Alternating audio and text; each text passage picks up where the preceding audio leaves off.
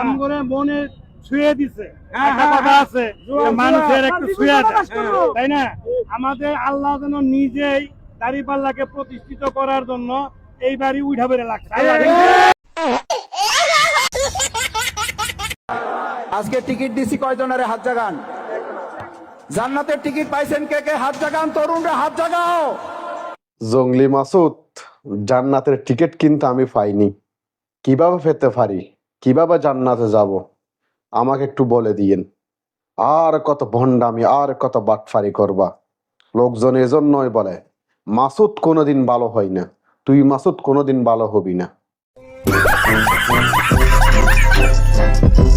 আর বর্তমান যে গণভোট, এটা যদি হয়, বর্তমান সনদকে স্বীকৃতি দেবার জন্যে যদি গণভোটে কোনো মুসলমান যায়, আল্লাহর কাছে তাকে কঠিন জবাবের সম্মুখীন হতে হবে।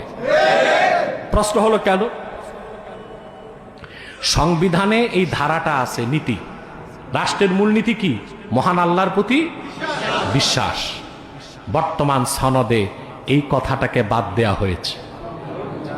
অতএব যদি গণভোট দিয়ে আপনি হাতে ভোট দেন, তার মানে সংবিধানে মহান আল্লাহর প্রতি বিশ্বাস এই কথা থাকুক আপনি চান না, সেজন্য আপনি ভোট দিয়েছেন। আমি মনে করি ইমানের উপর কঠিন একটা আঘাত হবে।